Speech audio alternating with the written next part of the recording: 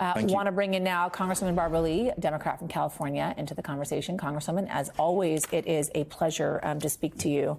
I'm sure you just heard my interview there, and really kind of this sense of frustration, right? And you can apply this to so many issues across the board, as I just did with gun legislation, for instance. What more do we need to see? How bad does it need to get, right?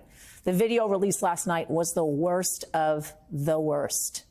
Right? Many have looked at that video and said, that is worse than what we saw with the Rodney King beatings. What did you make of it?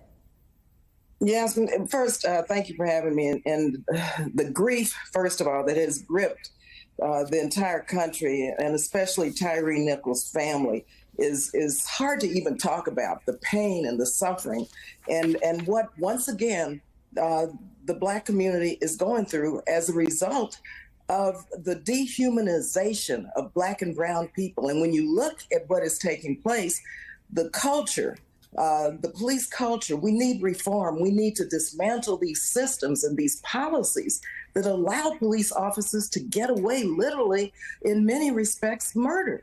And this is just another example. And this is, and I think President Biden in his statement talked about the trauma and the burden of Black and brown people that we carry all of the time. Yeah. And this is gut-wrenching. And so we have to come together and just say no more, dismantle these systems because they're based on implicit bias. They're developed to dehumanize people so that police officers can get away with murder.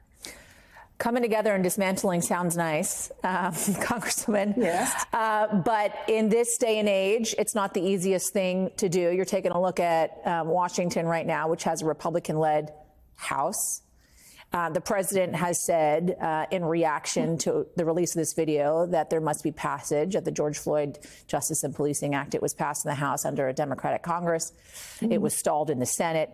There is no way, and correct me if I'm wrong, Republicans in the House are going to get this thing passed. Do you have any optimism reform can be seen out of Washington after the release of a video like this one? Yes, Jasmine, I have to say, coming together and dismantling may sound nice, but that's what we have to do. And I know that the country has risen up once again. Look at our young people. Look at people in the streets pushing, telling elected officials, telling members of Congress to come up and conduct and move forward with these police reform measures, starting with the George Floyd Justice and Policing Act. So we're not going to just say because they're Republicans in Congress, we're not going to try. We're going to fight, and we're going to continue to fight. And in a democracy, the voices of people must be heard. So no one said it was going to be easy. But once again, Tyre Nichols he's gone. You know, his family has lost this beautiful young man. And so we can't just say just because they're Republicans, we're going to stop fighting. We're going to make sure that these Republicans step up and do the right thing so that Black and brown communities don't have to be worried, continually worried about being killed. Have you spoken to any of your Republican colleagues since the release of this video? Had any conversations about it? No, I haven't, but I hope they've seen the video, Yasmin. I haven't spoken to any of them. It's hard. I've seen this several times. I hope they're watching it over and over and over again, and maybe that'll bring some sensitivity and understanding and clarity of what needs to take place. And so hopefully some of them will say, yeah, enough is enough. We've got to look at this and begin to pass measures that really begin to dismantle these structures and policies that give rise to these horrible, horrific cases of police brutality and misconduct. Congresswoman, I got to ask you while I have you, I do want to pivot here for a moment, if we can, and we're talking about the Senate seat in your state. Obviously, Senator Feinstein has not yet announced her intentions, but two of your House colleagues have jumped in. We're talking about Katie Porter and Adam Schiff as well.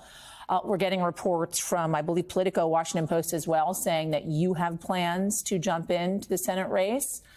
You willing to announce here today that you're going to do just that, or what your intentions are, Congresswoman? Yasmin, we're all encouraged by the support that I'm receiving, but we'll have an announcement of the launch of our campaign when the time is right. Well, I hope you reach out to my show when you make that decision and make that announcement. public. Congresswoman Barbara Lee, we thank you. Certainly. Appreciate it. Thank you. Good day.